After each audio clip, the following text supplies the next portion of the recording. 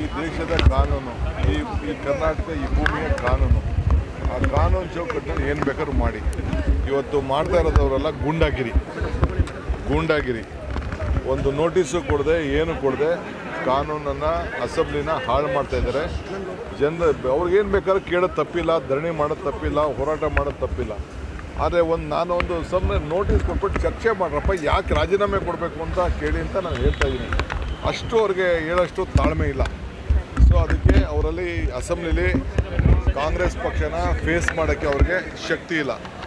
ಅವರೇ ಹೇಳಲಿ, ಇಲ್ಲಿವರೆಗೂ ಯಾವ್ಯಾವ ಮಂತ್ರಿಗಳ ಮೇಲೆ ಕೇಸಿದೆ, ಎಷ್ಟು ಜನ ಮೇಲೆ ಕೇಸಿದೆ, ಕೇಂದ್ರ ಮಂತ್ರಿಗಳ ಮೇಲೆ ಎಷ್ಟು ಕೇಸಿದೆ, ಮುಖ್ಯಮಂತ್ರಿಗಳ ಮೇಲೆ ಕೇಸಿದೆ, ಅವೆಲ್ಲ ನೀವು ಕೂಡ ಮಾಧ್ಯಮದವರು ಈಚೆ ತಂದು ಬಿಡಬೇಕು.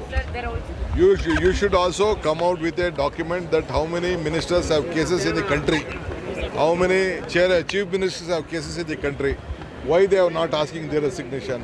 They are only on a Dalit leader, on a ST minister, tribal minister. Because 15, 16, 17 of the MLAs have been elected from the Congress party. So they are very much jealous on that. They could not get any ST community leaders elected from their party.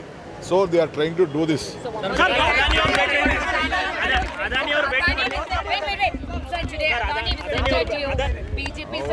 After the first time, after I became ನಾನು chief minister ಆದಮೇಲೆ ಮೊದಲನೇ ಬಾರಿಗೆ ಅವ್ರಿಗೆ ಬಂದು ಇಲ್ಲಿ ಭೇಟಿ ಮಾಡಬೇಕು. ಇಲ್ಲಿ ಬೇಕಾದಷ್ಟು ಅವರೆಲ್ಲ ವೃತ್ತಿ ಮಾಡ್ತಾ ಇದ್ದಾರೆ. ಸೌಜನ್ಯಕ್ಕೆ ಅವ್ರು ಬಂದಿದ್ದರು, ಭೇಟಿ ಮಾಡಿದ್ರು.